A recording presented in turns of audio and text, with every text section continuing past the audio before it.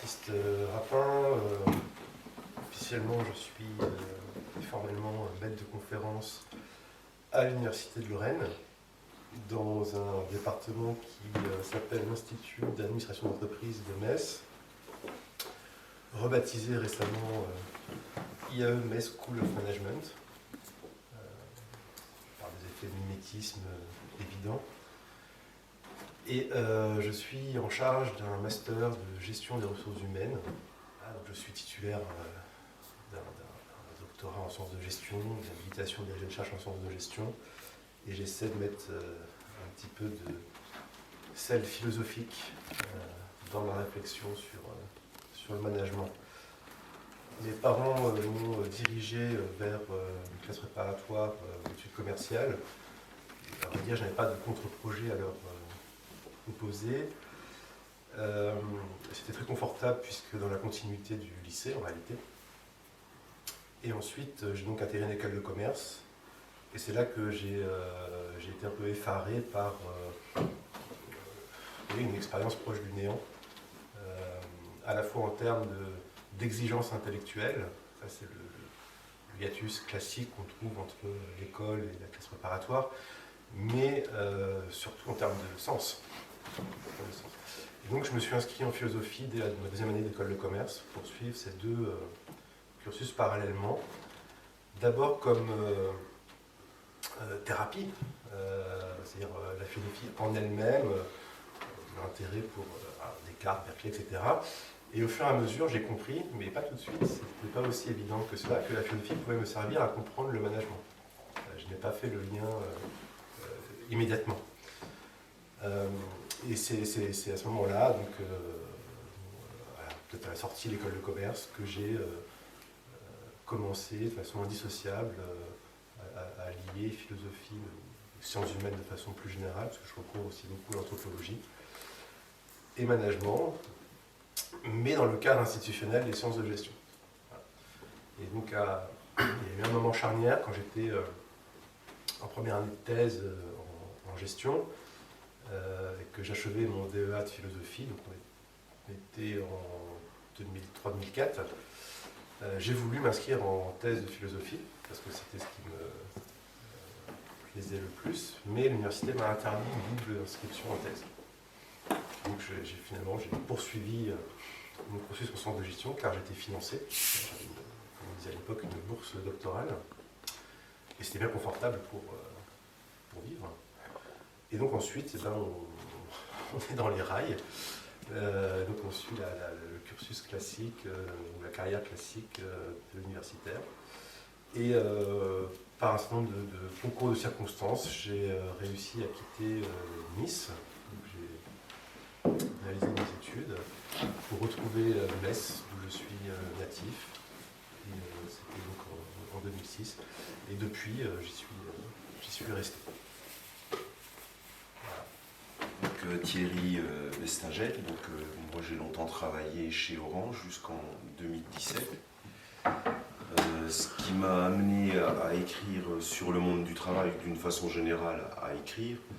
Alors bon, effectivement j'avais des velléités d'écriture, des désirs d'écriture. J'avais commencé un premier roman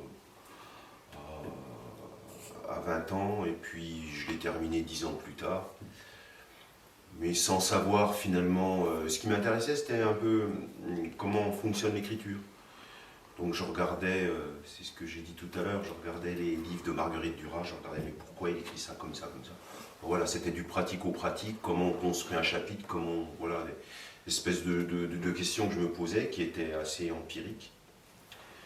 Et puis après, il se trouve que j'ai échangé avec quelques auteurs au début d'Internet, au tout début d'Internet, donc c'est-à-dire les années 98-99, mais en 97 aussi, avec François Bond notamment, donc, qui a écrit un livre sur le travail qui a été assez remarqué, qui s'appelle Sortie d'usine. Et on échangeait beaucoup et j'ai beaucoup appris parce qu'il me donnait des tas de références. Alors c'était des échanges, avec François c'est toujours des échanges qui tiennent en deux lignes. je lui disais quelque chose, il disait va voir du côté de, pof, puis il me citait un auteur. Bon, très bien. Donc du coup, c'était très bien pour moi, je me refaisais mon parcours de lecture. Et puis en même temps, je lui racontais des anecdotes de mon boulot. Moi, à cette époque-là, je dirigeais un service après-vente chez France Télécom, donc ceux qui réparent les lignes, etc. Et un jour, je lui raconte une anecdote comme quoi on avait eu une grosse réparation, un véhicule était rentré dans un de nos équipements, il avait fallu tout raccorder et tout. Je raconte ça un peu en détail. Puis il me répond très laconiquement, comme il le faisait, il dit « T'as plus qu'à en faire 150 pages ». Puis la phrase est restée, et je me suis dit, mais en même temps, ça m'interpellait, je dis « Mais raconter quoi? Pourquoi? Qu'est-ce qu'on peut raconter dans un récit qui, par rapport à ma propre vie, quel est l'intérêt, Puis en fait, au fur et à mesure, j'ai essayé de développer ça en me disant, tiens oui, là je suis en train de bosser, qu'est-ce que ça va m'apporter? D'écrire sur mon travail, est-ce que ça me permettra de mieux le comprendre? Quel est l'intérêt pour la littérature? Et en même temps, j'ai pris conscience que si la place que j'avais était probablement un peu privilégiée, et d'écrire sur le travail à ce moment-là, c'était probablement quelque chose qui pouvait rester ou qui pouvait être intéressant. À cette époque-là, France Télécom connaissait une mutation assez importante puisqu'on est passé d'une entreprise qui était une entreprise publique à une entreprise privée. Et donc dans ce premier livre qui s'est appelé Centrale, qui a été issu en fait de cette première anecdote décuplée un peu à l'infini, j'ai voulu raconter un peu ce qui s'était passé à ce moment-là. C'est-à-dire que moi, je dirigeais un service avec 30-40 personnes, et du jour au lendemain, parce que comme on changeait de statut, il fallait que j'aille voir chaque collègue de boulot en leur demandant de décrire une fiche de description d'emploi.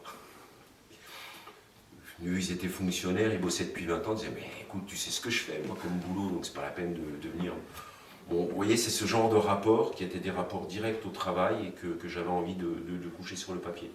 Donc j'ai raconté ça, et je l'ai raconté d'une façon peut-être un peu originale, parce que j'ai utilisé des verbes à l'infinitif, des participes passés, des participes présents. Il n'y avait pas de verbe conjugué.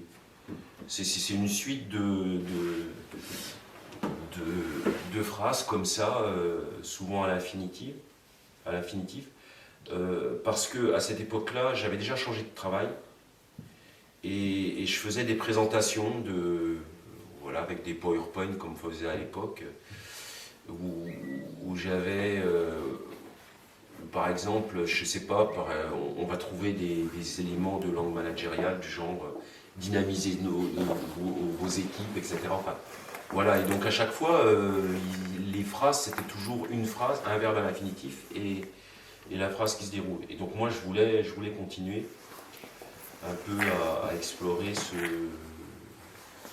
cette somme de langage. Et en même temps, l'expérience que j'avais eue en essayant avec mes collègues, en essayant de les faire parler d'eux-mêmes, c'était quelque chose qui les rendait complètement anonymes. Parce que je leur faisais faire une description d'emploi, mais qu'on pouvait transposer à n'importe qui. Donc le fait d'écrire à l'infinitif ou au participe présent, on s'affranchit du sujet. Et donc je trouvais que c'était bien dans le travail, ça rendait quelque chose un petit peu particulier. Et après, du coup, j'ai continué à écrire d'autres livres sur le thème du travail. Donc Composants, par exemple, c'est un intérimaire qui range des composants dans un hangar tout neuf, sauf qu'on ne lui a pas donné la méthode. On lui a dit, tiens, il y a des composants à ranger, et lui il déballe ses cartons, il se dit, mais comment je vais faire? On ne m'a pas dit. Et puis, il s'aperçoit qu'ils ont tous un nom très poétique, c'est des circlips, des machins, des trucs, c'est des composants mécaniques, des trucs à double ressort hélicoïdal. Et il choisit de les classer par la beauté des noms. Donc voilà, il va en mettre celui-là, celui-là il est beau, je vais le mettre là. Donc c'est un peu empirique, quoi. Et ça a été le deuxième livre, celui-ci, puis en plus j'ai continué. Et en même temps j'ai continué, mais en regardant toujours comme objet d'étude et objet de roman, mon propre travail. Quand j'ai changé de travail et que je suis passé plus dans une filière de ressources humaines où je me suis occupé d'aider les salariés donc à fabriquer leur CV, etc. Donc j'ai fait un livre qui s'appelle CV Roman, parce que je voyais défiler dans mon bureau des gens qui arrivaient avec leur CV, et j'avais l'impression d'avoir une sorte de pouvoir en tant que romancier, parce qu'ils m'apportaient leur vie, des fiches, comme des fiches de romans, voilà, pof. Et puis il fallait les rendre belles et tout, donc voilà. Donc je trouvais quelque chose d'assez intéressant. Puis en plus, c'est un exercice qui est extrêmement normé. Donc je trouvais que pour la littérature, c'est bien aussi d'avoir des...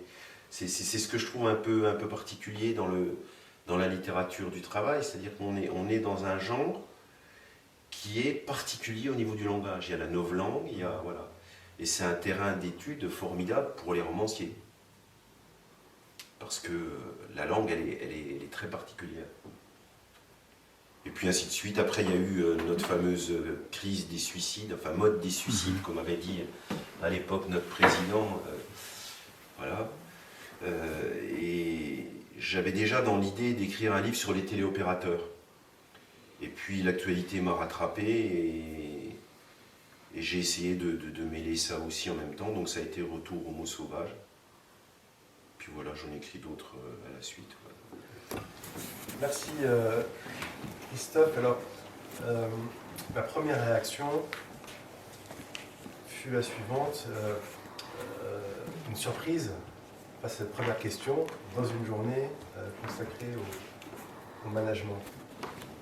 Et donc je voudrais peut-être recontextualiser la question pour qu'elle soit un petit peu plus claire pour tout le monde.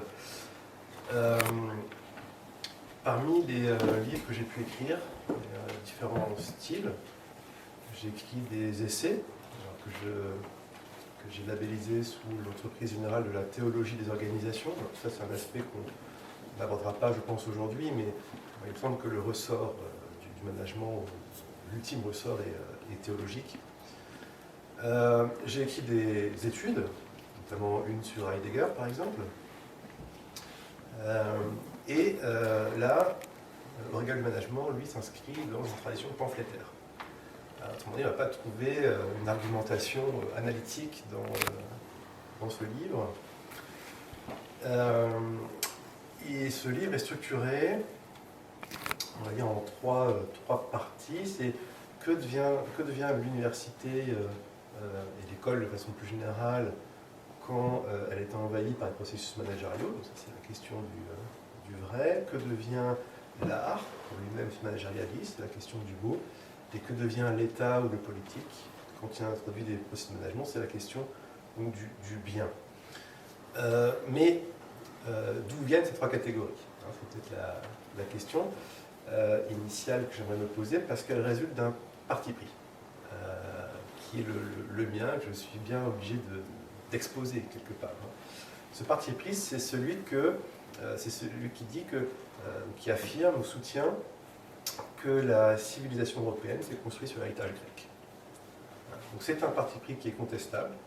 J'entends qu'il puisse y avoir des argumentations qui s'y opposent. Alors je ne vais pas rentrer dans le détail, mais je voulais poser ce postulat. Il me semble que tout le patrimoine d'œuvres que l'Europe a pu créer et transmettre à travers la génération provient de cet élan grec que je vais essayer de définir tout à l'heure, et que la société industrielle, la révolution capitaliste et cette généralisation du monde du travail, et un travail qu'il faudra caractériser, parce que ce n'est pas une invariante anthropologique dont on parle ici, mais de façon très particulière d'instaurer le travail dans notre société, et bien, toutes ces ruptures qui se produisent, disons, au XVIIe siècle, XVIIe, XVIIIe siècle, mènent à l'effacement, voire à l'effondrement de cet élan grec. Donc ça, c'est l'arrière-plan, j'ai envie de dire, le non-dit de ce pamphlet, parce que ce n'était pas le but d'exposer cela. Alors, une façon assez pédagogique, je pense, d'exposer ce que je peux appeler par cet élan grec, ce n'est autre que la célèbre allégorie de la caverne de Platon, livre 7 de la République. Alors, je ne vais pas rentrer dans les détails, c'est quand même très connu, qui met en scène ce prisonnier attaché notamment par le cou au fond de la caverne, à la paroi de la caverne, le regard tourné vers la caverne, et qui tout à coup se voit libéré. Alors on ne sait pas comment, il y a un moment un peu, une émancipation un peu magique. Plotin a une belle expression quelques siècles plus tard en disant les cheveux tirés par Athéna. Donc, comme si voilà, une déesse avait libéré le prisonnier de ses menottes, de ses attaches. Et puis il va entamer cette ascension vers la sortie de la caverne en parcourant plusieurs étapes, toutes douloureuses. C'est un sentier qui est escarpé, caillouteux, il souffre, ensuite il souffrira de la lumière. Enfin, c'est une ascèse. Alors, il finit par sortir de la caverne et donc à contempler le soleil, synonyme pour Platon du souverain bien, analogie du souverain. Ce que met en scène cette caverne, c'est que le prisonnier, c'est-à-dire nous, parce que le vrai, ce prisonnier, c'est nous, c'est notre condition d'être mortel, de notre finitude. Ce prisonnier ne peut pas fabriquer du sens lui-même. Autrement dit, il y a un anti-constructivisme radical à l'origine de cet élan grec, c'est-à-dire qu'il y a une extériorité du sens par rapport à la condition humaine, et que la raison ne peut se mettre en branle, en marche, que s'il y a ce premier appel. Alors, je parlerai comme Lévinas, un premier appel. Pour les Grecs, je crois que c'est vraiment une spécificité, c'est l'idéal de la mesure, de la proportion. Je crois que contrairement par exemple aux traditions monothéistes, où on a un Dieu tout-puissant, et donc où c'est l'infini qui sert de référence, chez les Grecs, cet idéal du sens se réfère à la proportion. C'est la vieille tradition pythagoricienne. On a tous étudié les théorèmes en école mathématique, qui a forgé le platonisme et la tradition européenne. Alors c'est pour ça que là je vous livre une émission formelle que j'ai rédigée pour être plus clair. J'ai écrit pour les Grecs, l'être n'est autre que le déploiement sur le fond de la démesure, de la mesure dans le domaine de la connaissance, ce qu'on appellera le vrai, de la cité, ce qu'on appellera le bien, et de la technique, ce qu'on appellera le beau.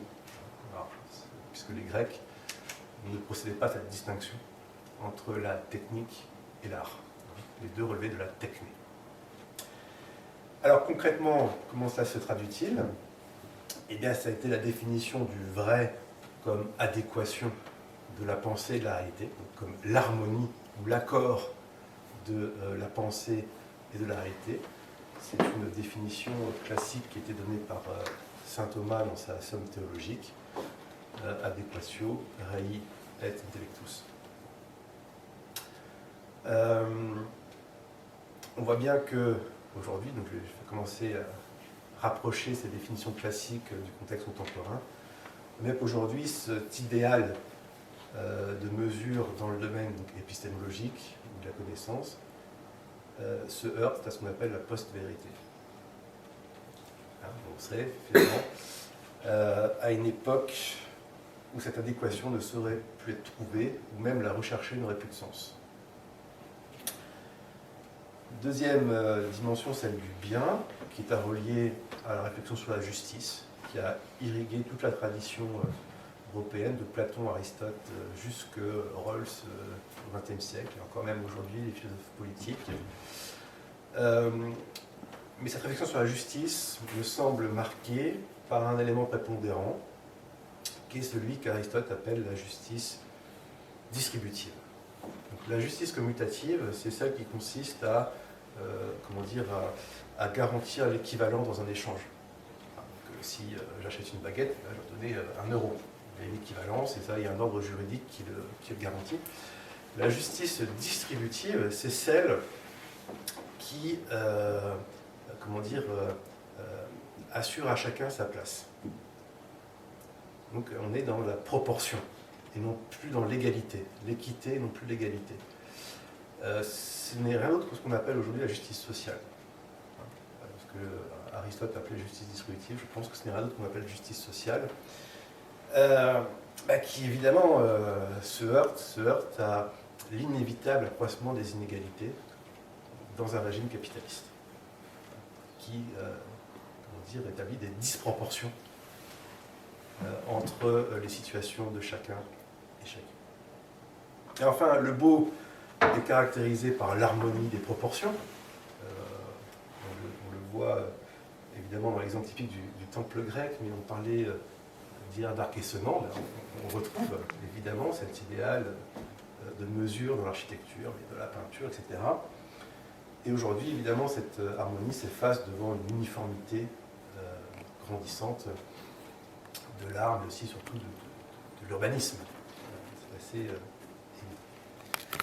Alors pour conclure et laisser la parole à nos deux romanciers, je dirais que ce qui menace la mesure, l'idéal de la mesure, ce n'est pas tant la démesure que le fait de prendre la démesure comme idéal.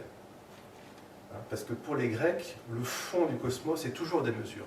Et précisément, l'effort, de Zeus, c'est de laisser les titans,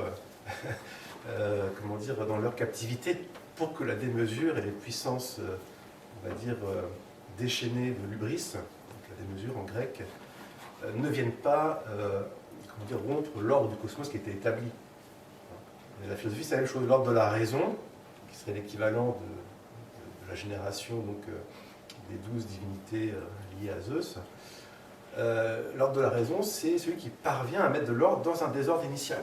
Donc ce n'est pas le désordre ou l'infini qui est le problème, c'est de prendre l'infini comme modèle, ce qui me semble être précisément la caractéristique du système capitaliste, dans cette accumulation infinie de valeurs.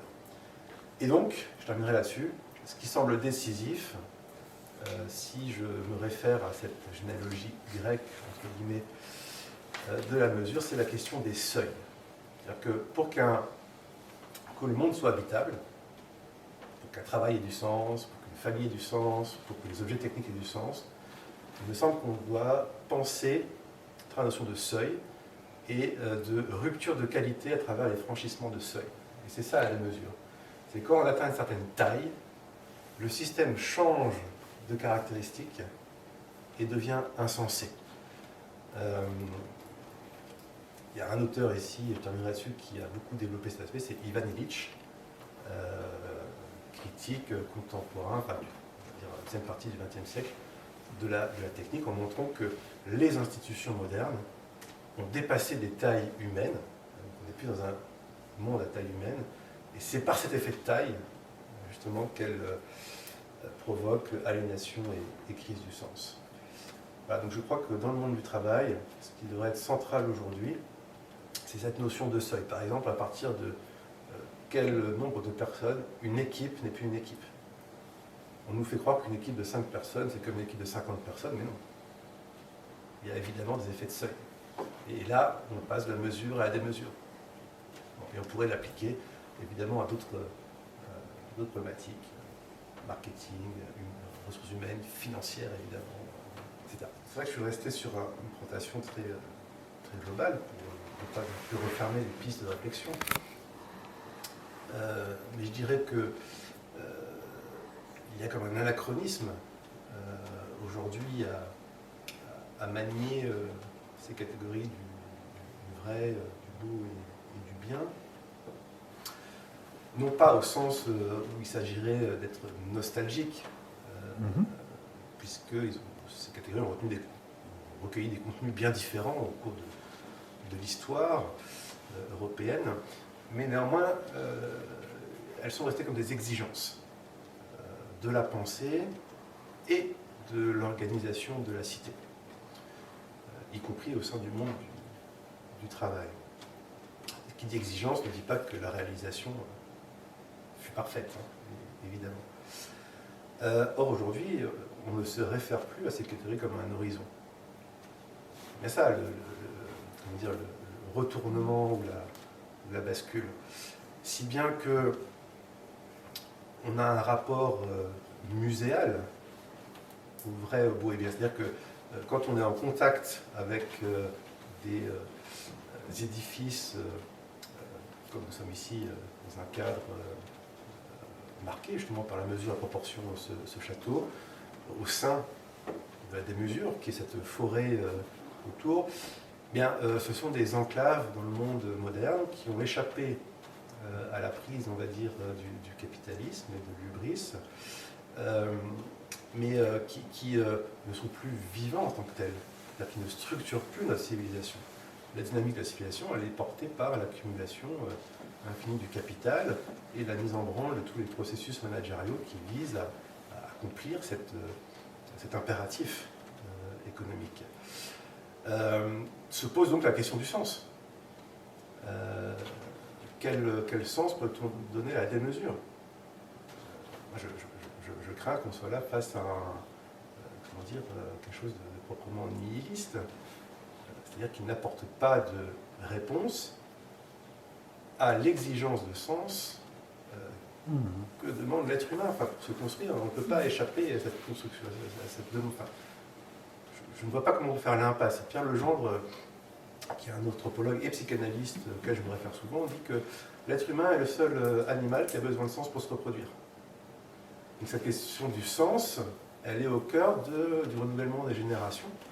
Et donc c'est pas un hasard si on voit qu'au fur et à mesure que les sociétés s'industrialisent, elles ont de plus en plus de mal à atteindre le seuil du renouvellement des générations. Et donc on voit comment ici, enfin je déborde peut-être, mais comment le travail et le sens au travail n'est pas qu'un phénomène d'optimisation de processus au sein des organisations, mais c'est une problématique anthropologique en tant que telle, parce qu'elle met en jeu l'enchaînement des générations. Non, mais en fait, c'est vrai que c'est la question de la représentation de ce qui existait avant et de ce qu'on tend maintenant. Moi, ça me faisait penser, en fait, justement, au rapport à l'Antiquité, à, par exemple, un livre comme Les Travaux et les Jours d'Ovide. Donc, où là, on est dans alors, c'est un peu ce que j'ai développé dans la thèse que j'ai produit. Hésiode. Oui, Hésiode, oui. Voilà, Hésiode. Donc, dans la thèse que j'ai faite, qui est les représentations du travail dans les récits français depuis la fin des Trente Glorieuses, et effectivement, j'ai essayé au départ de classer ça, ou du moins de faire une approche qui était presque une approche un peu théologique, ou du moins un peu en notion de bénédiction, malédiction et puis rédemption. C'est-à-dire, en gros, Hésiode, avec les travaux et les jours, présente quelque chose. Le travail, c'est une bénédiction venue des dieux. C'est les dieux qui apportent le travail aux hommes. Donc c'est un peu cette première notion. La deuxième notion, la notion de malédiction, là c'est celle qui est clairement, par exemple, développée dans le 19e siècle, au cours du 19e siècle, c'est-à-dire ça devient aussi une malédiction avec la révolution industrielle, etc. Donc voilà, on est dans quelque chose où on va ressentir le travail, je parle de ressenti, hein, ou du moins de la représentation qu'on va se faire comme étant une sorte de malédiction qui va avilir l'homme, ou qui va du moins le mettre dans des positions complètement inconfortables. Et la troisième voie, qui est une voie médiane, elle était plus introduite notamment au siècle des Lumières avec Diderot, où on considère que le travail, c'est une source de progrès, c'est une sorte de rédemption. Et Diderot, notamment quand il fait ses planches avec l'encyclopédie, il présente tout à fait, non pas en termes de tâches, mais en termes de métier. Le métier, c'est-à-dire une accumulation de choses qui viennent... voilà. Et donc d'un côté, on a un peu ces trois notions, donc c'est-à-dire bénédiction, malédiction, voilà. Mais ce sont des choses qui ont disparu maintenant, c'est-à-dire qu'on ne sait plus trop où se situer. Ceci dit, il existe encore, enfin moi quand j'ai regardé les récits du travail des Trente Glorieux jusqu'à nos jours, on peut encore classer la plupart des romans du travail dans ces trois catégories. Alors, par exemple, pour le livre Potentiel du sinistre, effectivement, on peut trouver le côté un petit peu la malédiction, mais aussi la rédemption qu'on va rencontrer. Alors, c'est jamais très tranché, hein, mais voilà, donc on va trouver un certain nombre de critères comme ça. la bénédiction du travail, ou la rédemption aussi, c'est clairement les livres de Mélis de Kerangal. Je ne sais pas si vous avez vu, il y a Réparer les vivants sur une transplantation cardiaque, etc. On est cette fois-ci, le travail est présenté non plus comme quelque chose est présenté comme une œuvre. Donc c'est l'œuvre, on est clairement dans quelque chose qui est de l'ordre de la bénédiction. Marine Diaye a écrit un livre qui s'appelle La Chef, sur une chef cuisinière, et vraiment elle s'accomplit dedans. Donc elle s'accomplit, on est dans voilà, c'est quelque chose, elle a un tel talent dans sa cuisine qu'on a l'impression que à chaque fois qu'elle concocte un plat, c'est une œuvre d'art qui lui vient du ciel, qui lui vient comme ça. Donc il n'y a aucune souffrance. Donc là, on est clairement aussi du côté de la bénédiction. Donc j'ai l'impression que même dans les livres modernes, on peut encore arriver à classer les représentations des auteurs. Au moins un point commun à ce manager grand compte et à cet téléopérateur, c'est qu'ils sont salariés. Et que c'est donc le salariat qui définit la condition formelle et réelle du travail à l'époque capitaliste et industrielle.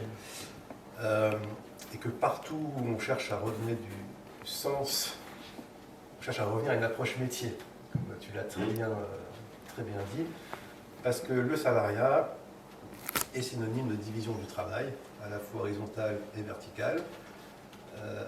Il s'agit de reproduire à l'infini les mêmes gestes, parce que c'est la dynamique même du capitalisme. Et en ce sens, on prive le travailleur, mais tout travailleur, là je ne fais pas de distinction pour l'instant au niveau hiérarchique, on prive tout travailleur de la maîtrise du processus de production dans sa globalité, qui irait de sa conception à sa réalisation. Et cet aboutissement, c'est dans cet aboutissement qu'on pourrait nommer œuvre, par exemple, l'ergone chez les Grecs, que le travail fait sens. Alors l'incapacité à se projeter dans cette réalisation conduit évidemment à toutes sortes de maladies psychiques, de pathologies psychiques, qu'on essaie auquel essaie de remédier par des moyens ou d'autres. C'était le raisonnement d'ailleurs de Ford, quelque part de dire je vais donner aux ouvriers l'argent pour qu'ils puissent acheter le véhicule auquel ils concourent, enfin la production auquel ils concourent. Autrement dit, ils vont retrouver l'unité de l'objet non plus dans la production, mais dans la consommation, ce qui est quand même, je trouve, un coup de génie en termes de manipulation, des mentalités. Et donc partout où l'on voit cette relation sur le sens, on revoit apparaître la notion d'œuvre, on voit des managers, c'est pour ça que je ne fais pas forcément tout de suite une typologie entre dominant-dominé, parce qu'on voit des managers quitter leur travail pour créer une entreprise artisanale, donc être de nouveau face à la matière. Je crois que l'un de vous deux, je crois justement, trouvé au passage qui nous fait penser à l'éloge du carburateur rappelez-moi le nom, Matthew Crawford. Crawford, où il faut avoir les mains dans le conduit, parce que le sens part de la matière quelque part. Le fait est que ce sont des marges. Ce n'est pas la dynamique du système dans lequel on vit. Alors ensuite, il y a évidemment une division verticale du travail qui s'instaure, et donc des jeux de domination. Mais il faut bien voir que c'est le système capitaliste qui réclame ces jeux de domination. Et que les managers sont quelque part interchangeables. Ça aurait pu être le téléopérateur. Ça dépend évidemment, si on prend Bourdieu, d'habitus, de trajectoire, etc. Mais ce sont les systèmes positifs et négatifs d'un même système, d'une même homéostasie, d'une même dynamique. Mais évidemment, on peut juger que c'est peut-être plus agréable d'être au-dessus qu'en dessous. Factuellement, voilà, très certainement. Voilà. En même temps, je trouve qu'il y a, quand on regarde le beau, le bien, le vrai, il y a c'est toujours une question, on voit bien les enjeux qui sont évidemment du collectif ou de l'individuel. Bon, si on regarde par exemple simplement le mot bien, ben, c'est faire le bien, avoir du bien.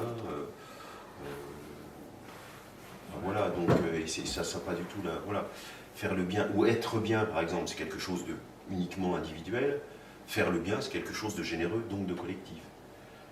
Et puis il y a aussi plusieurs notions, évidemment. Il y a le bien, les biens, biens de consommation, etc. Donc c'est assez marrant de voir la façon dont les mots peuvent se répondre. Le seul qui est un petit peu anachronique, parce que le vrai, c'est aussi...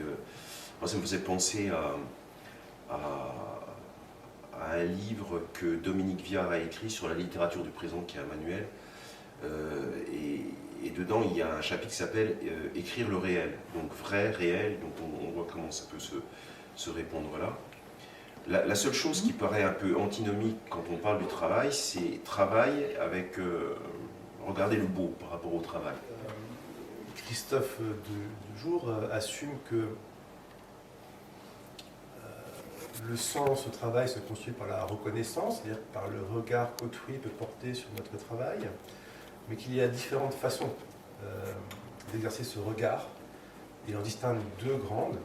Je trouve que cette dichotomie est significative, le jugement d'utilité, opéré par les managers, mais aussi par les clients. La satisfaction client ou la grille d'évaluation des managers. C'est important dans cette construction du sens au travail, mais pas primordial. Ce qui est primordial, c'est ce qu'il appelle le jugement de beauté. Donc là, nous revenons justement à cette question du beau, qui est prononcée par les pairs, c'est-à-dire par ceux qui exercent la même activité, qui ont l'œil du connaisseur, du technicien, qui vont dire « Ah oui, là, tu as fait comme ça, j'y avais pas pensé ». Et là, c'est la grande source de la reconnaissance. Mais ces jugements de beauté nécessitent un espace de parole pour pouvoir être prononcé. Donc là, la question du langage apparaît, qui est un espace de délibération. C'est absolument capital. Pourquoi? Parce que dans ces espaces de délibération, les techniciens, alors techniciens, je pense ça au sens large, échangent des arguments, font appel à leur raison. Or, dans notre tradition européenne, la raison est le propre de l'homme, c'est-à-dire c'est ce qu'il y a en l'homme de plus digne. Cela s'oppose radicalement à la tradition managériale qui repose sur les études psychologiques, psychosociologiques, sociologiques, et qui consiste donc à aménager l'environnement pour orienter les comportements sans faire appel justement à l'instance de la rationalité.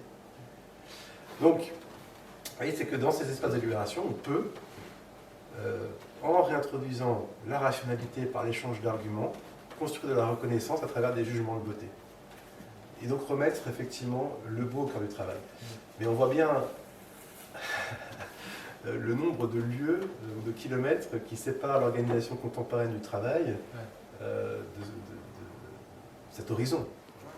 Et donc quand je pense que c'est assez différent de savoir que je produis du pain qui va être vendu au supermarché à n'importe qui, que si je suis boulanger et que je connais mes clients qui viennent acheter le pain. Je pense que la satisfaction est tout à fait différente et on pourrait multiplier les exemples. On a cette question de taille, de seuil. Olivier Rey a écrit un livre, je crois que c'est en 2014, une question de taille. C'est Olivier Rey, un disciple d'Ivanovic, justement, dont je parlais tout à l'heure. Donc je crois que la réponse à la lutte contre l'absurdité passe, me semble-t-il, en premier lieu par cette question de taille. Et on peut en voir de multiples exemples, c'est-à-dire que quand on ne trouve pas son sens au travail, on s'engage dans l'associatif. Quand on ne trouve pas son sens au travail, on va créer son entreprise. On n'a jamais eu autant de création d'entreprise que pendant ces 10 dernières années. Alors beaucoup sont chimériques, n'arrivent pas à atteindre un équilibre financier, etc. Mais ce que je veux dire, c'est que ça témoigne qu'on essaie de chercher le sens ailleurs que dans la grande entreprise. Anonyme, la société anonyme, dans tous les sens du terme. Alors lui, effectivement, au départ, il est amené à subir. Ce qui est d'ailleurs le lieu de tous les téléopérateurs, du moins ceux que j'ai fréquentés. C'était souvent pour la plupart des techniciens, avec une grande technicité, donc avec du sens, et avec aussi probablement quelque chose du domaine du beau, qu'on leur disait tiens, tu fais ça comme ça, etc. J'ai rencontré par exemple quelqu'un qui avait l'habitude d'intervenir, vous savez, quand vous avez des grands colloques à Davos, etc. Il venait avec sa petite valise satellite, il installait ça, il parlait anglais couramment, machin.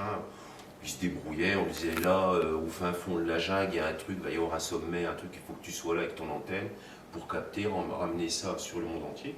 Donc il avait une technicité. Et puis du jour au lendemain, ce travail-là disparaît. Et donc toute la liberté qu'il avait pour s'organiser, tout ce qu'il pouvait faire, eh bien on lui dit du jour au lendemain, bah non, maintenant tu es technicien, et donc avec ton niveau de salaire, de technicité, ta place dans l'entreprise, et ben on te propose un poste de téléopérateur. Téléopérateur où chaque fois que tu retireras ton casque et tu voudras aller pisser, tu lèveras le doigt à ton chef. Voilà, alors que lui, il n'était pas du tout habitué à ça. Donc vous voyez déjà cette différence. Donc c'est un peu un des exemples. J'en ai fait le anti-héros, donc le héros de mon livre. C'est un peu ce technicien-là. Il arrive, il débarque, il est appelé à subir. Après, quelles sont les stratégies qu'on va développer pour pouvoir lutter contre? Et là aussi, en filigrane de mon livre, c'est quelque chose que j'ai observé chez les téléopérateurs. Moi c'est simple, mon bureau il était en dessous d'un plateau de téléopérateurs. Et un jour, j'ai eu besoin d'y aller pour régler un problème de ma ligne téléphonique. Donc je descends en bas, je vais voir la téléopératrice qui se déconnecte, qui dit bah, attends, je vais te résoudre ton problème, tout. Voilà. Puis je regarde un peu son espace de travail, dans ce qu'on appelle des marguerites, c'est-à-dire que vous avez, voilà, avec chacun au milieu. Puis je la vois, elle avait toute une liste de numéros comme ça qu'elle avait écrit. Je dis, tiens, tu as écrit des numéros? Elle dit, oui, c'est des clients que je dois rappeler. Je dis, mais pourquoi tu vas les rappeler? Regarde avec ton... D'abord, qu'est-ce que tu as à prendre des notes, puisque tout est marqué dans ton ordinateur. Puis elle, je la sentais un peu gênée aux entournures, et puis en fait, elle a fini par me dire, écoute, je les rappelle pour savoir s'ils sont contents des explications que je leur ai fournies. Et tu peux pas savoir comme ils sont contents quand je les rappelle. Et elle aussi. Donc elle transgressait les règles pour avoir ce retour en fait. Et c'est la stratégie qu'elle avait mis en place pour trouver du sens par rapport à son travail. Donc à chaque fois, j'ai toujours trouvé dans le travail enfin, que les gens mettent en place des stratégies pour... Alors d'abord, je vais placer ce thème de la coopération au sein de notre époque, celui de la société industrielle. Et faire observer un double niveau de coopération, à la fois sociale et organisationnelle. Que se passe-t-il au moment de la révolution industrielle, quand on est à la fin du XVIIIe, au début du XIXe siècle? Un exode rural massif, un déracinement communautaire, familial, professionnel, le voisinage, la paroisse, un déracinement total, les multiples cercles d'appartenance volent en éclats, si bien que,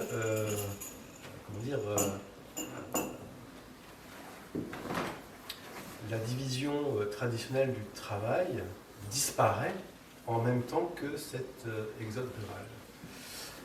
Et donc, les usines qui vont concentrer la main-d'œuvre dans leurs murs vont précisément assurer cette nouvelle division du travail qui auparavant existait dans l'artisanat, dans le travail de la terre, et même dans le commerce de proximité, comme on dirait aujourd'hui.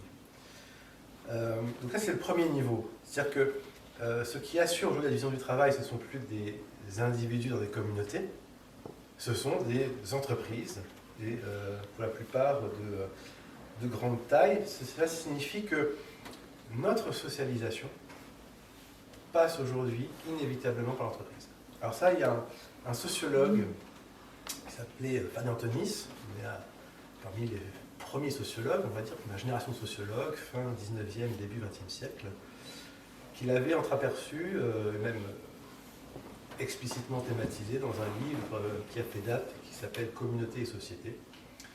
Et justement, comme son nom l'indique, il s'agit d'une typologie, une distinction entre d'une part ce que Tönnies appelle la Gemeinschaft en allemand, qui signifie, donc Gemein c'est le commun, donc le Gemeinschaft fait d'être de vivre en commun, en communauté, et la Gesellschaft, la société.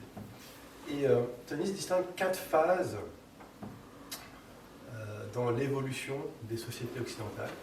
Il y a une première phase qui le nomme l'union en Gemeinschaft. On pourrait dire que c'est ce qu'on appelle, nous, aujourd'hui, la socialisation primaire.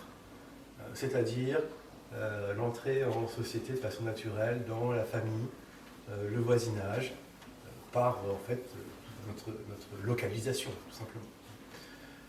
Deuxième phase, c'est celle de l'association en Gemeinschaft. Et là, c'est ce qu'on nous appellerait la socialisation secondaire, la corporation, puisque nous sommes dans on va dire, des époques pré-révolutionnaires, là où le modèle de la communauté dominait. Se produit une bascule pour Tönnies, mais pour en fait tous les sociologues, parce qu'ils partent de la même interrogation, qui est la double révolution politique et industrielle de la fin du XVIIIe siècle. Une bascule vers une société individualiste qui correspond au modèle de la Gesellschaft, où les relations sociales ne sont plus fondées sur la proximité et la chaleur des relations, mais sur l'intérêt. Et donc la contractualisation, puisque le contrat n'est rien d'autre que la formalisation d'intérêts réciproques. Alors, la troisième phase, c'est l'association en Gesellschaft. Et là, donc, c'est c'est le contrat dont je viens de parler. Et de façon générale, quand on présente Tönnies, on s'arrête ici et on oublie qu'il y a une quatrième phase qu'il appelle l'union en Gesellschaft. C'est-à-dire comment on recrée une unité sociale dans un monde qui était explosé par l'exode rural à partir des intérêts individuels. Et bien, par l'entreprise. L'entreprise va avoir cette charge de recréer artificiellement l'unité qu'elle a elle-même brisée, celle des communautés traditionnelles. Et donc notre socialisation passe par l'entreprise, c'est-à-dire qu'elle va passer par un savoir qui va se développer à propos de cette socialisation qu'on appelle management. Et je viens donc à mon deuxième niveau de la coopération, parce que là j'étais au niveau de la coopération sociale, maintenant je viens à l'intérieur des organisations. Pour parler de coopération organisationnelle en tant que telle, qui se confronte à une problématique inédite, c'est comment est-ce que des inconnus, des anonymes, peuvent travailler ensemble. Parce que dans la coopération, tout le monde se connaît. Il est quelque part naturel d'aller travailler avec un tel, parce qu'on l'a toujours connu. Alors là, on est assemblés dans des, villes immenses, dans des usines immenses, avec des gens qu'on ne connaît pas, et pourtant la réussite de la production dépend de notre coopération. Donc là, il y a une problématique tout à fait inédite qui se pose et à laquelle est censé répondre justement le management qu'on pourrait définir comme la fabrique technoscientifique, j'y reviendrai après, de la coopération. Pour preuve, ou pour indice, parce que une formule que Taylor utilise à plusieurs reprises dans son livre phare, celui qu'on retient généralement, publié en 1911, qui s'intitule « Les principes du management scientifique ». Et cette formule est la suivante, je vous la donne en anglais, « Harmony, not discord, cooperation, not individualism ». De l'harmonie, pas de lutte, pas de discorde, on pourrait dire de la concorde, pas de discorde, et ensuite coopération, pas d'individualisme.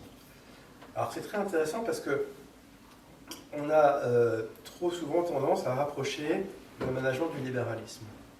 Or, l'un des postulats du libéralisme, c'est l'individualisme, et on voit bien que le management se sépare du libéralisme sur ce point précisément.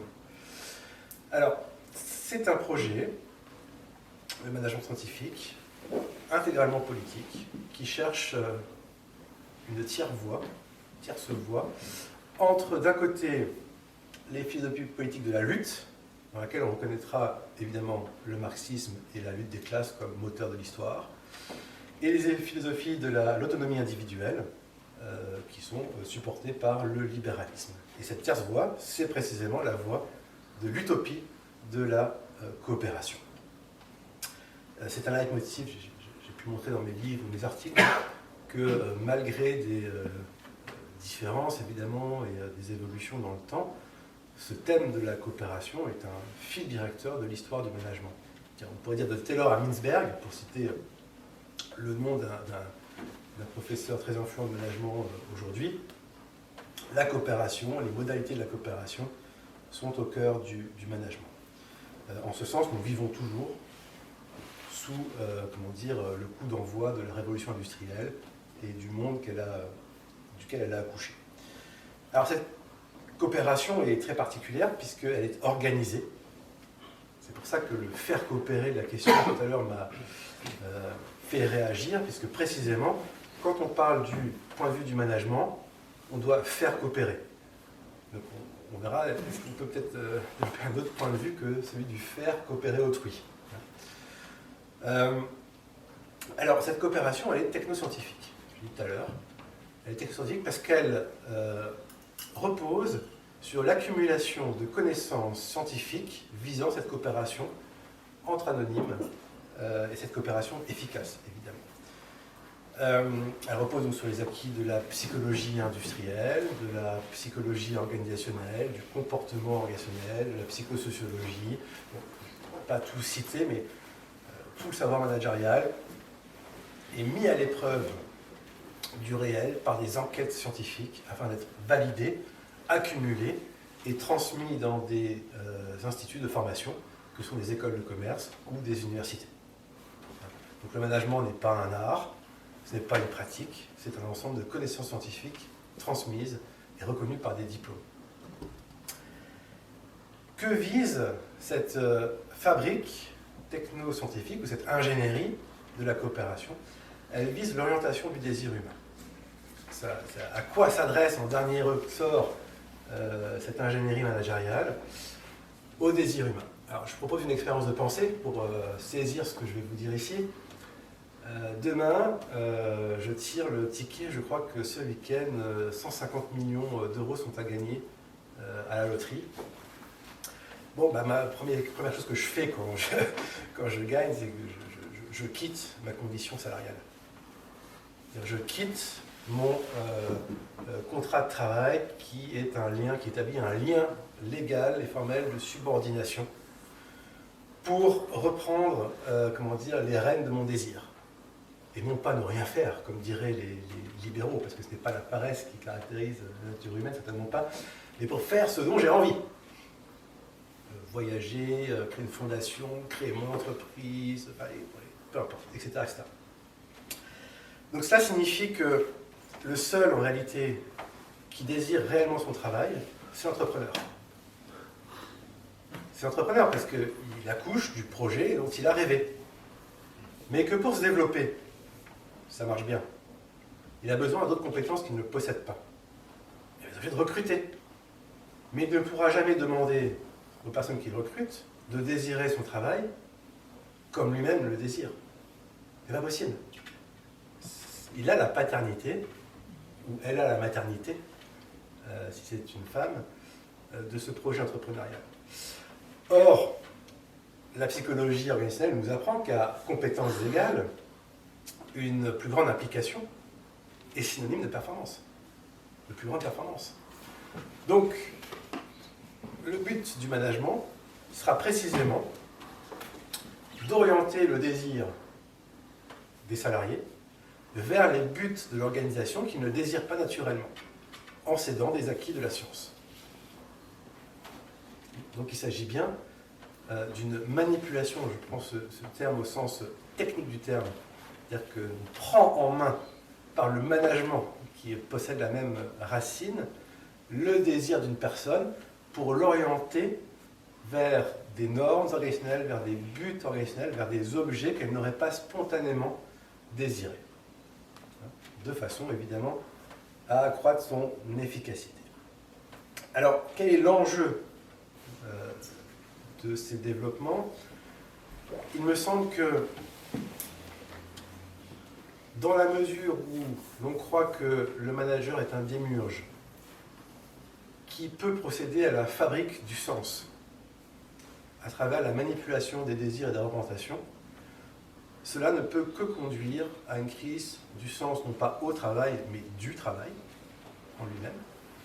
Et donc l'enjeu de la coopération, ce n'est plus de la pensée à partir de l'organisation de la coopération, mais de l'activité elle-même. Donc non plus penser la coopération à partir du manager, du point de vue du manager, mais du point de vue des travailleurs, de ceux qui déploient le travail. Donc ça signifie que en travaillant, on pose une norme qui est une norme de coopération qui émane de la nature même du travail et de la nature même des membres du collectif. Et non pas d'un modèle abstrait fourni par des connaissances scientifiques qui seraient susceptibles de s'appliquer à n'importe quel contexte au mépris des singularités, des contextualités, des localités, etc. Moi, dans le mot coopération, je le distinguais du management, mais en fait, maintenant je comprends mieux quel est l'enjeu en reprenant un peu toute cette apport théorique. Alors bon, c'est bien en théorie comme ça, mais dans la pratique, on va se heurter à des populations qui vont être différentes, à des salariés qui seront soit cadres, soit non cadres, avec des vécus qui sont différents. Donc, comment on fait justement pour fédérer? Je crois que c'est la deuxième partie de la question, c'est quelles sont les conditions qui sont requises pour pouvoir accéder à une coopération ou donc un management de qualité. Je pense que une première réponse, on anticipe peut-être le troisième moment, que c'est déjà de plus parler de management. Oui. C'est-à-dire que si le management se définit par l'organisation technoscientifique de la coopération, il s'agit peut-être de trouver d'autres modalités d'exercice des responsabilités qui ne relèveraient plus du management. Oui. Voilà, alors, parce que l'une des prérequis du management, c'est peut-être de s'être imposé comme mot. Oui, alors il existe des autres mots. Oui. Enfin, moi, avant de connaître le mot manager, on disait voilà, c'est un encadrant, par exemple, le fait d'encadrer les gens. Alors, est-ce que c'est quelque chose qui est suffisant, d'ailleurs, encadrer, cadre, etc. Mais en même temps, c'est quelque chose qui est imparfait aussi. Alors je ne sais pas s'il peut y avoir d'autres idées ou d'autres items. On ne peut pas dire que c'est un coopérant ou un coopérateur. Je ne sais pas comment on pourrait donner un titre. Mais est-ce que le mot en lui-même est véritablement un problème? Parce que... Oui, pour moi, le mot est un problème dans la mesure où on l'utilise. On l'utilise dans le monde néolibéral, non, plutôt? Ouais. Non, on l'utilise aussi dans le monde associatif, qui ne relève pas forcément du marché. Non, dans la mesure où il s'est imposé pour désigner n'importe quelle personne en charge d'une équipe. D'accord. Or, c'est une façon spécifique de prendre en charge une équipe. Et donc, quand on désigne toute personne responsable d'une équipe comme manager, on se prive. Alors, on est obligé de réfléchir éventuellement à un autre management, parce qu'on considère que celui-ci n'est pas parfait, voire délétère, mais on ne réfléchit jamais à ce que pourrait être l'autre du management. Ce qui me semble être la clé. Pour sortir du modèle managérial, il ne faut pas penser à un autre management, parce que d'un point de vue logique, on reste dans le même ensemble, et donc on reste toujours dans le management.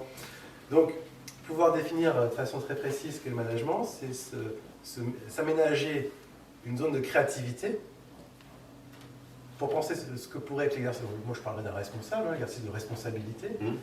Je trouve que l'aspect chef ou direction a une verticalité qui ne semble pas faire sens ici. Et la question que je pourrais poser, je vous laisse parler, c'est effectivement, si on considère que la coopération au travail naît du travail lui-même, c'est-à-dire des opérateurs, des opérationnels, des employés, des équipes elles-mêmes, à même l'activité, que devient le manager si on lui retire ce rôle d'organisation de la coopération? Donc autrement dit, enfin, que devient le responsable, pardon, Oui, parce qu'il n'est Oui. plus manager. oui, c'est ça. Oui, je me prends moi-même à mon propre, à mon propre piège. Voilà. Cette question-là, je n'ai pas de réponse toute faite, j'ai quelques idées évidemment, mais il me semble que ce serait une piste de réflexion intéressante, au moins théorique. Restent les conditions concrètes, évidemment, qui comment dire, sont souvent des entraves à la créativité.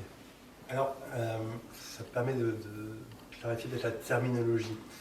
Moi, je parle on va dire, de l'idéologie du management telle que se présente dans les textes. Dans les textes des fondateurs du management, des textes qui ont eu des influences décisives sur la façon dont on enseigne le management et que derrière, il est mis en pratique. Dans l'idéologie managériale, la surveillance relève de l'ancien monde. La surveillance, la hiérarchie, la verticalité relèvent du modèle de l'armée que Taylor prend comme contre-modèle de sa propre théorie. On trouve des passages assez incroyables chez Taylor où il dit que le contremaître doit être l'ami des ouvriers. Il doit non pas les diriger mais les accompagner. Voilà. On trouve ça déjà chez Taylor. Major proximité, c'est pas une innovation. C'est dans l'ADN, si je peux me permettre cette métaphore du management. Alors, en revanche, cela permet de poser la distinction entre surveillance et contrôle. Parce que la dimension de contrôle est omniprésente dans le management et précisément se présente comme un projet de substitution du contrôle à la surveillance. Le contrôle n'implique pas de lien hiérarchique, mais une vérification des processus et de leur efficacité. Oui, c'est un contrôle non plus interpersonnel, qui relèverait par exemple d'une rationalité charismatique chez Max Weber ou d'une rationalité traditionnelle, mais d'une rationalité bureaucratique, c'est-à-dire que ce sont les processus qui exercent un contrôle qui souvent d'ailleurs virent à l'auto-contrôle, c'est-à-dire on vérifie soi-même sa conformité par rapport au processus. Alors, ce qui se passe, c'est que dans le monde réel, cette idéologie managériale se confronte à des héritages. Il y a, par exemple en France, dans le monde latin, on a un héritage bureaucratique qui est très développé, avec ses procédures, ses rigidités, sa verticalité, ses divisions du travail, etc. Et le management d'esprit plutôt américain, qui vante la fluidité, l'adaptation, etc., se superpose à cette couche bureaucratique, de telle sorte qu'on vit une espèce d'hybridation en fait, entre notre ancien modèle et un nouveau modèle, et on ressent les défauts des deux en fait. Mais donc le management, c'est du contrôle de gestion. C'est du contrôle de gestion au sens strict. Soit les règles sont posées par une instance extérieure au collectif de travail, c'est le cas dans le projet managérial, soit elles sont posées à même l'activité, et c'est ce qu'on va retrouver par exemple dans des courants comme l'autogestion, ce qu'on a connu sous l'Ancien Régime sous le terme subsidiarité, qui peut se rapprocher des modèles autogestionnaires par certains côtés. Où là, c'est la pratique elle-même et la connaissance du métier qui fait émerger des règles de division du travail, des règles sociales, et non pas une instance extérieure. Donc la question que je pose, je la repose maintenant parce qu'on approfondit, c'est si ces règles de coopération émergent de l'activité, que devient celui qui fut l'organisateur de la coopération? Est-il encore nécessaire? Oui ou non? S'il est encore nécessaire, à quoi sert-il? Si ce n'est plus l'organisation de la coopération. Oui. Et là justement pour cette question-là, de savoir comment on évalue, moi ça me rappelle quelques séances qu'on appelait coaching, alors probablement le mot est un peu galvaudé, où le chef d'équipe, le responsable, se mettait à côté à côté de son téléopérateur, jamais en face, à côté comme ça. Alors, ça c'est un manager coach. Voilà, c'est ça, ouais. Voilà. Et donc, et il lui présentait donc toujours les résultats de la semaine, tu as fait ton appel, etc. D'abord, le tutoiement et de rigueur, bien sûr. Donc, tu as fait ton appel, etc. Qu'est-ce que tu penses de ta semaine? C'est toujours à lui de justifier son propre travail qui vient d'accomplir. Hein, c'est toujours la même chose. Et en fait, c'est le salarié, le téléopérateur qui a amené à juger lui-même son propre résultat. Et si ce coaching est relativement bien fait, ou du moins fait dans les règles qu'on a données au manager, le manager il est juste là pour écouter, il dit oui, oui, oui, et qu'est-ce que tu proposes pour t'améliorer, et etc., etc. Et les solutions viennent toujours du téléopérateur. Donc c'est ce qui donne à la fin, et beaucoup de téléopérateurs me l'ont dit, une sensation assez à la fois étrange, mais une sensation de malaise. C'est-à-dire qu'on se juge et on se tire une balle dans le pied. On va évidemment jamais se dire ah bah, moi j'ai fait mon travail, c'était merveilleux et tout. On va toujours chercher une piste d'amélioration, même si on pensait avoir fait une bonne semaine, par exemple. Voilà. Je reprends peut-être la question que je posais, d'abord conceptuellement, et puis après en vous donnant un exemple peut-être plus concret. Le fait de définir le management comme l'organisation de la coopération par une ingénierie socio-organisationnelle qui passe par exemple par la culture entreprise, fait que le management relève du pouvoir, c'est-à-dire de l'action exercée sur quelqu'un, de la volonté de changer le comportement d'une personne pour l'orienter dans une autre direction. Autrement dit, la question de ce qui serait un responsable qui ne serait pas un manager, revient à dire que serait un responsable qui n'exerce pas de pouvoir. Alors peut-être qu'on pourrait ici opposer pouvoir et autorité. Dans son sens étymologique, l'autorité vient de augere, qui signifie faire croître.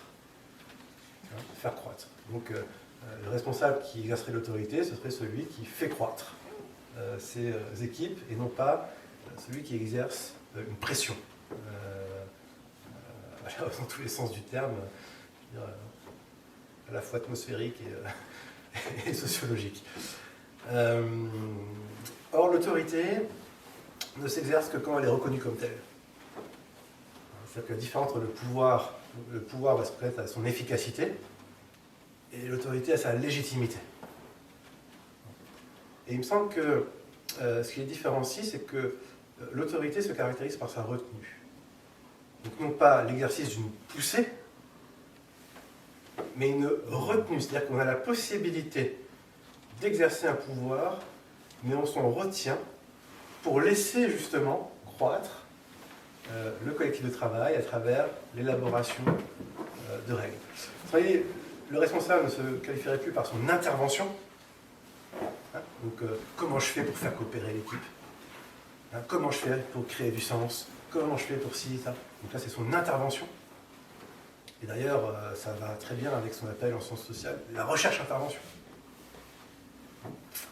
C'est évidemment complice tout ça, de mon point de vue. Donc non pas par son intervention, mais par son retrait, par son ascèse. Donc s'il y a une forme de sagesse, la responsabilité à développer, c'est celle qui consiste à se retenir d'exercer du pouvoir pour laisser advenir dans un cadre qu'on maîtrise, puisqu'on est responsable de l'équipe, les règles de l'activité elle-même par le collectif de travail. Alors, un exemple, parce que de temps en temps je fais des formations, ça fait un petit bout de temps, mais il y a quelques années, j'intervenais dans... c'était un institut médico-professionnel dans le nord de la France.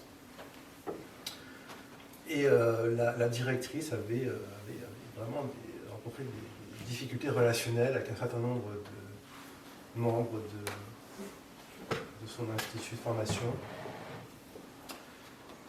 Et elle était confrontée à des murs. Et avec même des jeux de pouvoir très très bloquants qui empêchaient toute évolution dans son organisation. Et je lui soumettais cette idée, mais alors sans contenu, de peut-être essayer de laisser émerger les choses de la base plutôt que de vouloir régler, elle, les problèmes. Et il y avait un point qui était toujours au centre des frictions, qui était l'emploi du temps des éducateurs. Parce que c'était elle, en tant que directrice, qui était en charge, théoriquement, de faire l'emploi du temps des éducateurs, et puis de remonter à la direction, parce qu'il y avait plusieurs sous-formations sous une même association. Et donc un jour, elle s'est dit, bah, d'accord, je vais essayer ça, je vais les mettre dans une salle, je vais leur laisser une demi-journée, et vous vous débrouillez, je ne suis pas là, vous me proposez un emploi du temps pour l'année prochaine. Vous voyez, on est là en avril-mai, et puis pour septembre, vous me proposez... Alors ça a l'air de rien, mais en fait ça a révolutionné l'ensemble des relations dans l'organisation. Donc elle a admis qu'il y a plein de choses qui lui échappaient dans l'activité concrète des éducateurs qu'ils ont intégrées dans l'emploi du temps. Elle a dû modifier quelques éléments parce que les éducateurs n'ont pas forcément conscience de ce qui se joue au niveau de la direction générale de l'association, par exemple d'événements qui sont programmés pour l'année, etc. Donc elle a dû procéder par ajustement. Mais comme le temps de travail est au centre de l'organisation du travail, les éducateurs ont pu se réapproprier le sens de leur semaine d'activité, trouver une logique, une cohérence, et ça a modifié les relations interpersonnelles. Parce qu'elle a cessé d'intervenir, de vouloir elle-même, rédiger, programmer l'emploi du temps des éducateurs. Donc voilà, ça paraît anecdotique en fait, mais on se rend compte que ce temps de travail est au centre des préoccupations des éducateurs, et que quand le problème technique n'est pas résolu, enfin, que le problème technique se résout en même temps que le problème social. Les deux en fait vont de pair et doivent se résoudre ensemble. Et donc c'est quand on a décidé de se retirer, d'être en retrait, que la situation puisse décanter. Parce que par conflictualité, il y a à mon sens, deux choses vraiment très différentes. Il y a les jeux de pouvoir. Comment on se ménage une zone d'autonomie pour atteindre ses intérêts dans une organisation et qui relève donc d'une dynamique de conflit psychique en réalité. Et il y a la conflictualité en tant que dans un débat, je peux poser un argument parallèle au vôtre, perpendiculaire au vôtre, divergent au vôtre. Et là, ça nécessite un espace de parole. Le jeu de pouvoir ne nécessite absolument aucun espace de parole.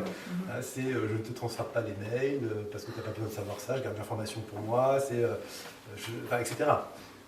Donc vous voyez, il y a différents niveaux de conflictualité. Et il me semble qu'en effet, la coopération, c'est d'assumer la conflictualité rationnelle dans un espace de discussion qui est un espace de délibération qui forme un modèle de démocratie directe. Parce que c'est à la majorité directe que c'est quel est l'argument qui recueille le plus de faveur. Et pourquoi? Et on revient à ce qu'on dit ce matin, certainement parce qu'on est entre pairs et qu'on sait apprécier la qualité technique des arguments qui sont avancés.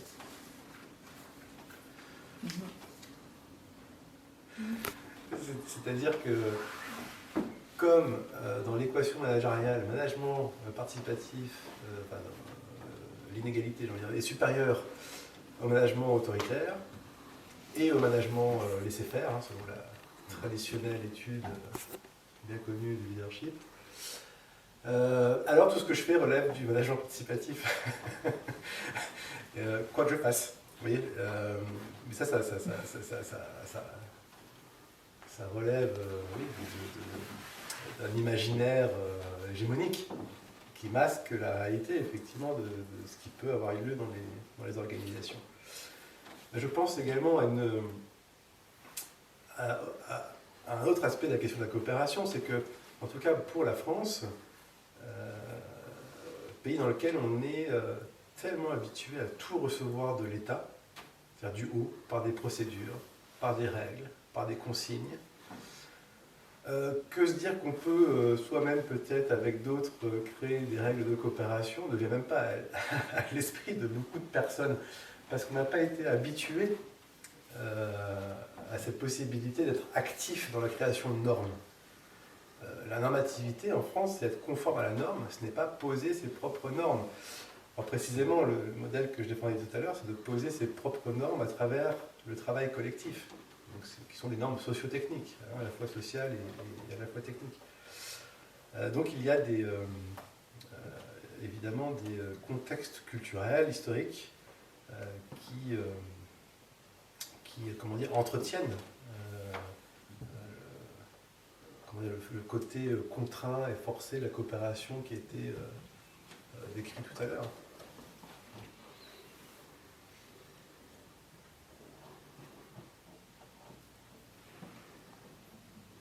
Mais est-ce que ça n'a pas quelque chose d'impossible quand même, le management? Si vous voulez, on revient à la question de taille, des seuils. À titre personnel, alors j'ai pas un seuil précis en tête, mais je ne vois pas comment on peut travailler dans des ensembles qui comportent plusieurs milliers ou dizaines de milliers de personnes, en coopérant, en créant du sens. Moi, ça me paraît totalement impossible. Et on est obligé de recourir à des fictions comme la culture entreprise, le fameux corporate, pour essayer d'uniformiser des croyances, des représentations par une fiction qui serait cette culture entreprise. D'ailleurs, toutes les cultures entreprises se ressemblent parce qu'elles ont toutes les mêmes valeurs. On y reviendra certainement dans l'aspect langagier de la chose, mais elles sont toutes authentiques, innovantes, performantes, transparentes, ambitieuses, etc. Donc on revient à la question de taille, me semble-t-il, sur cet aspect-là. Être anonyme dans une société anonyme ne me semble pas faire sens. Je pense que le foutage de gueule serait une bonne expression pour qualifier ce type de courant. On le voit très clairement par exemple dans l'entreprise libérée parce que le slogan est beau, les résultats sont probants. Mais quand on lit, en fait, on se rend compte que effectivement, Isaac Getz propose que le manager ne soit plus celui qui exerce son pouvoir de façon verticale, mais il propose en fait que tous les salariés partagent la même vision du monde en ayant intériorisé les valeurs de l'organisation. Ce qui me semble encore plus aliénant que d'obéir à quelqu'un. Parce qu'on est à un second degré d'aliénation, dont la prise de conscience est encore plus difficile que celle de l'obéissance à un chef. Donc voilà, et encore une fois, quand on lit les fondateurs du management dans le texte, on se rend compte à quel point leur idéologie s'accomplit dans ces dernières modes managériales de l'agilité, de la sociocratie, de l'entreprise libérée, etc., etc.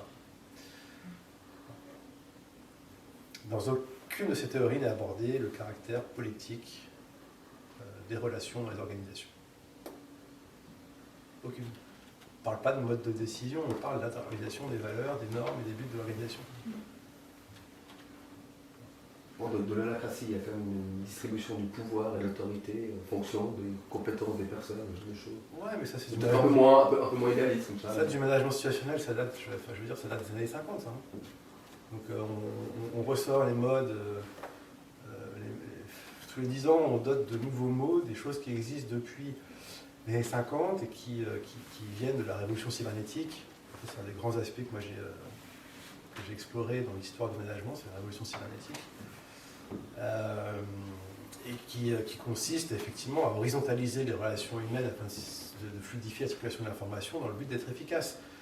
Mais voyez bien l'aspect technique et non pas politique de cette conception du monde. Donc on n'est pas là pour décider des règles qu'on va utiliser pour vivre ensemble et atteindre un objectif. On est là pour fluidifier la circulation de l'information.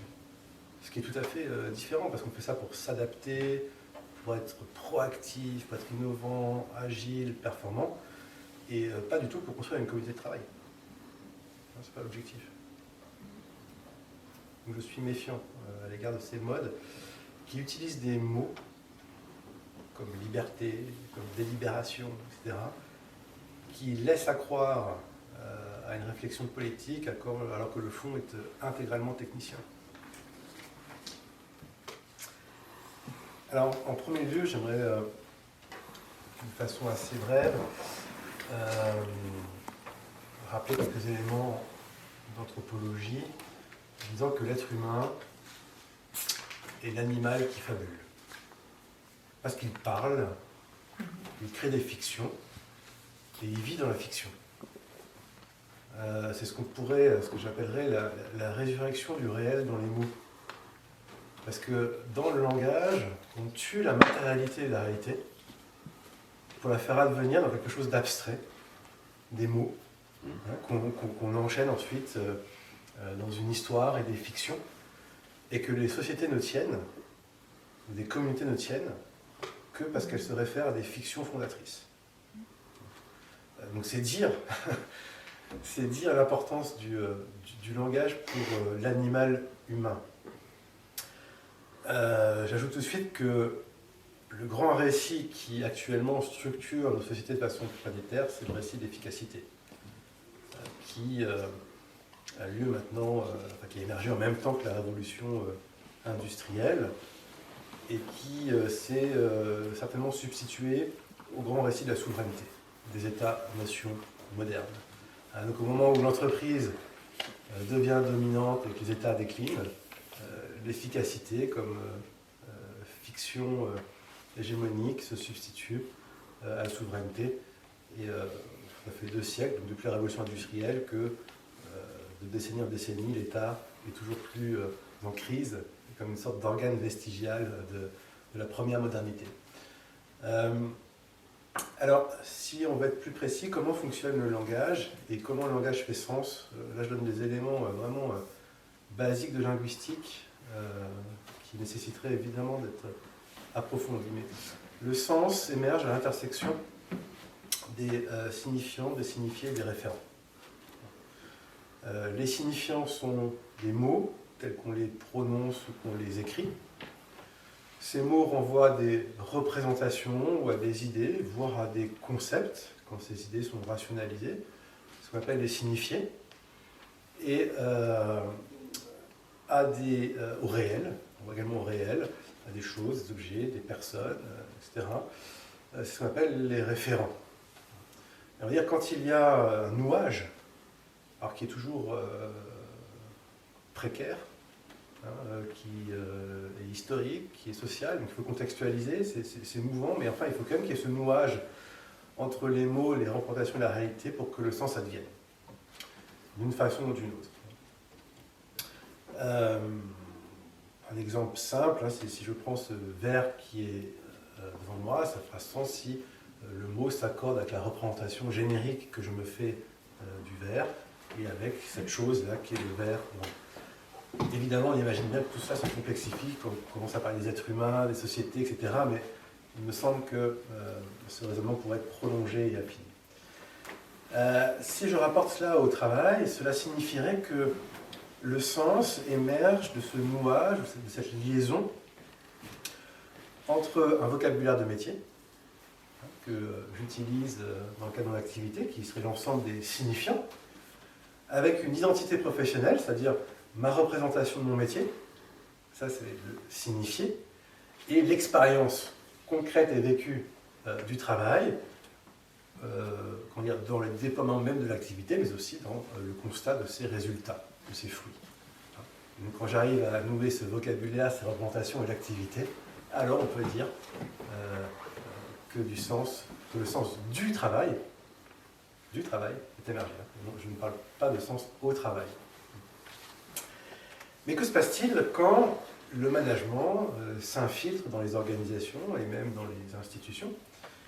Eh bien, il va pervertir cette logique du nouage entre signifiant, signifié et référent. Les signifiants sont désormais de 2 ordres. Il y a d'une part le jargon managérial. Là, je crois que nos romanciers développeront cet aspect-là, ils ont plein d'exemples à donner, donc je passe assez vite, mais cet appauvrissement drastique et dramatique de la langue destiné à faire advenir une vision du monde, c'est ce que Orwell avait déjà montré dans un appendice de 1984, la suppression de l'ancienne langue et l'avènement, alors lui dit d'une nouvelle langue, c'est masculin chez lui, de la nouvelle langue. Mais à côté de cela, on oublie que il y a tout un tas de signifiants qui ne relèvent pas de ce jargon équivoque, mais qui relèvent des indicateurs, et des tableaux de bord, des matrices, des process, des flèches, etc. Et qui, eux, sont, pour le coup, tout à fait univoques. C'est-à-dire que dans le côté jargon et le côté équivocité, parce que plus rien ne veut rien dire, ou tout dire à la fois, c'est très flottant. Excellence, qu'est-ce que ça veut dire? Ça veut dire à la fois performance, à la fois travail, enfin bref. Alors que dans les indicateurs, on cherche à enfermer la réalité dans une indication. Donc ça, c'est l'univocité. Mais les deux, le jargon managérial et les indicateurs, le tableau de bord, renvoient à un même signifié qui est celui de la performance. La représentation générale de l'efficacité, de la performance, ce que les Américains appellent l'efficiency. Qui est, comme disait Pierre Legendre, le nouvel évangile de l'efficacité. Et évidemment, ces signifiants, ces signifiés ne rencontrent plus l'expérience réelle du travail, puisqu'il n'y a plus de mots pour la désigner, le jargon managérial se substituant au vocabulaire de métier, que les indicateurs ne reflètent pas l'activité telle qu'elle est vécue, parfois ne reflètent même pas les résultats, du fait de leur abstraction des conditions réelles. L'idéologie de l'efficacité fait fi de ce qui fait sens au travail, à savoir le geste bien fait et l'exigence de beauté dont on a parlé tout à l'heure. Donc il me semble qu'on est là au cœur de la crise du sens du travail à travers l'hégémonie de ce discours managérial. J'ai quelques exemples sur la Novlan. Quand il y a des termes comme ça qui m'arrivent, j'essaie toujours de voir pourquoi, quelle est ma réaction. En même temps, quelle est la réaction aussi, quelle va être la réaction du lecteur. Là, je vais sortir simplement deux exemples. Deux mots qui sont apparus assez récemment, c'est-à-dire il faut être digital, évidemment, on est une société digitale, etc. Il faut être digital. Donc il faut se mettre un peu à ma place, moi qui ai connu les ordinateurs, etc. Après, on arrive, tout le monde maintenant a ton smartphone, ah oui, il faut que je m'y mette aussi, il faut que je sois digital. Et en même temps, donc ça provoque déjà une certaine première réaction. La deuxième réaction, c'est par exemple maintenant un nouveau mot, il faut être agile. Waouh, il faut être agile. Et ça vient évidemment de agility, etc. Et moi, en tant qu'écrivain, ce qui m'intéresse, c'est de me dire, mais comment, par exemple, ces deux termes-là vont se confronter avec moi? Je me vois digital et agile en même temps. Et donc, c'est ces sentiments-là que je vais essayer de faire passer dans un roman. C'est pour ça que le roman m'intéresse en tant que tel, parce qu'il permet de faire passer des émotions qui sont des émotions humaines sur la façon dont on reçoit soi-même cette novlangue. Et tout à l'heure, là, je parlais d'une expression là, il faut sortir, qui est passée maintenant dans le langage courant, il faut sortir de sa zone de confort. Tout le monde maintenant veut sortir de sa zone de confort. Donc c'est bien, quelque part, c'est voilà, bon, donc tout le monde reconnaît la nécessité de, allez, on y va, on se bouge, on sort de notre zone de confort. Mais qu'est-ce que ça veut dire d'un point de vue purement économique pour l'entreprise qui a commencé déjà à dire aux gens, écoutez, il faut sortir de votre zone de confort, ça veut dire il faut que vous bougiez parce que derrière vous n'aurez pas de formation, vous n'aurez rien du tout, vous avez intérêt vous-même à vous bouger parce que nous, il y aura investissement zéro. C'est ça que ça veut dire en réalité. Et donc, l'autre conséquence de ça, c'est que si vous ne sortez pas de votre zone de confort quand votre hiérarchie vous le dit, c'est vous qui êtes responsable. Ah bah oui, mais tu n'as pas fait d'effort, hein. Donc voilà. Donc c'est ça c'est un peu le... à chaque fois qu'il y a une novlangue, moi j'essaie toujours de me dire, surtout quand elle passe dans le domaine, dans le domaine public, je me dis, oh là là, où est le problème? Qu'est-ce qui s'est passé? Pourquoi elle est arrivée là? Qu'est-ce qu'on essaie de faire dans nos vies? On gère nos vies, etc. Enfin, c'est un mot qui est passé dans le... Voilà, on drive maintenant, peut-être. et donc, qu'est-ce qu'on essaie de faire passer? Et pourquoi cette langue, et c'est ce que tu disais, elle est si attrayante pour nous? Qu'est-ce qu'elle nous renvoie de notre propre image? Est-ce que ça veut dire qu'on reste dans le coup? d'un point de vue économique. Voilà, c'est ça. Par rapport à d'autres, c'est ça qui est important. Donc c'est pour ça que c'est important à un moment donné, de les fixer dans un livre. Tout en sachant que entre ce que j'ai écrit là et ce que j'ai écrit il y a 10 ans, les mots vont encore changer. Et donc, évidemment, ces termes-là vont finir par s'user. L'expression gagnant-gagnant, par exemple, voilà, qui est évidemment complètement inégalitaire, forcément, alors qu'on met deux mots sur le même plan. C'est quelque chose qui perdure. Mais il y en a certains, il y a certaines modes comme ça qui sont en ce moment un peu au sommet. L'expression que tu as utilisée d'ailleurs tout à l'heure, c'est dans notre ADN. Ouais, exactement. Ça, c'est une expression Exactement. qui est très actuelle. Ça, si vous y faites un petit peu attention, vous verrez que c'est notre ADN. Ça, vous avez ça à toutes les sauces. Il y a un registre biologique avec l'agilité, la souplesse, Oui, l'ADN c'est ça, qui c'est est ça. assez omniprésent, effectivement. Voilà. J'aimerais aller encore un peu plus loin. Quand on lit des historiens comme Philippe Ariès sur l'histoire de la mort, comme Georges Vigarello sur l'histoire de la saleté, de la propreté de la saleté, et d'autres sur l'histoire du mal, du diable, etc., on se rend compte que toutes ces négativités, ces choses négatives, ont été refoulées de l'inconscient occidental à partir du XIXe siècle, au nom d'une vision positive et positiviste du monde, on peut dire au nom d'un hygiénisme culturel. Donc le vocabulaire managérial s'inscrit dans ce mouvement de fond, et on peut remarquer qu'il est intégralement positif. Je crois que ça explique en grande partie son pouvoir séducteur, c'est qu'il ne comporte aucun mot tragique. Tous les mots de la condition humaine tragique sont absents. On ne parle pas de mort, on ne parle pas de suicide, on va parler de risques psychosociaux. Oui. Et donc un risque, ça se gère, ça se calcule, etc. Voilà. Voilà, donc des mots intégralement positifs qui en plus sont dotés d'un pouvoir performatif, c'est-à-dire une vertu quasi magique de faire advenir le réel. Il suffit que je parle de l'excellence pour qu'elle advienne. Donc là aussi, je crois que ce caractère, ce fétichisme du langage explique son attrait. Et la simplicité n'est pas que celle des mots, elle est également celle de la structure des phrases, des procédés qui sont utilisés. On procède beaucoup par substantivation. On remarquera qu'il y a énormément peu de verbes d'action dans le langage managérial. Les phrases ne comportent souvent pas de propositions. Ce sont des phrases, des propositions principales. Ça se limite à la proposition principale, pas de relative. Et avec une possibilité combinatoire qui a été mise en évidence par Didier Noyer dans un tableau qui est assez célèbre, qui s'appelle le tableau du parler creux sans peine, où finalement les sujets sont interchangeables, les verbes sont interchangeables, les compléments sont interchangeables, etc. Et on arrive quand même à construire des phrases qui seraient dotées de sens et de pouvoir créateur. Ayant dit cela, je vois la littérature de la façon suivante. Je dirais que la littérature, et notamment le roman, sous la forme du roman, me paraît naître avec la modernité et prendre la relève de la religion et des mythologies à l'époque de la sécularisation.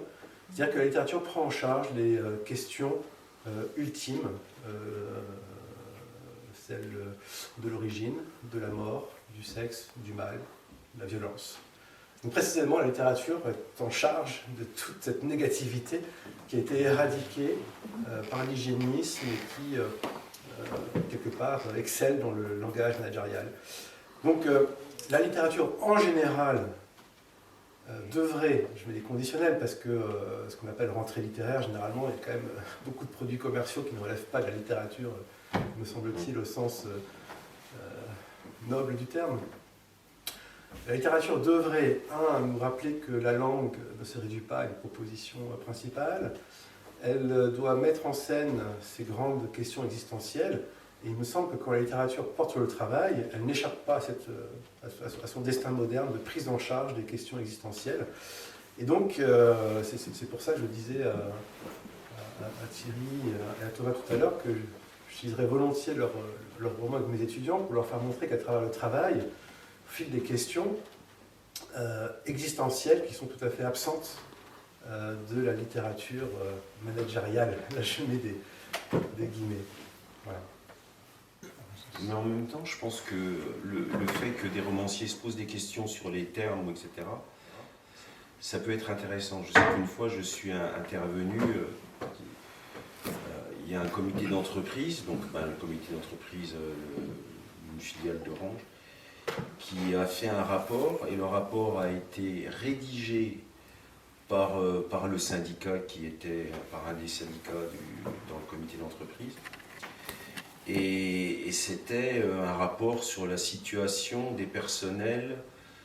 Non, c'était exactement un rapport sur les personnels en situation de désajustement professionnel. En gros, ça veut dire qu'est-ce qu'on fait des branleurs. C'est ça. Et quand j'avais interpellé le syndicat en disant bah oui, vous dites que. Mais est-ce que vous êtes conscient que vous jouez aussi le rôle de pouvoir? C'est-à-dire que vous êtes en train... C'est vous qui avez trouvé le terme des ajustements professionnels, aidés ou moins induits plus ou moins induits par le comité d'entreprise. Mais donc voilà, donc il y a cette espèce de jeu qui est toujours un petit peu difficile. Et je pense que s'il y a vraiment une sorte de veille qui peut être faite par les écrivains, etc., en disant attention, là, vous voulez faire quoi? Ça veut dire quoi? Ça veut dire que vous voulez à un moment donné cacher la vérité? Ou comment vous voulez quel est votre positionnement par rapport à ça?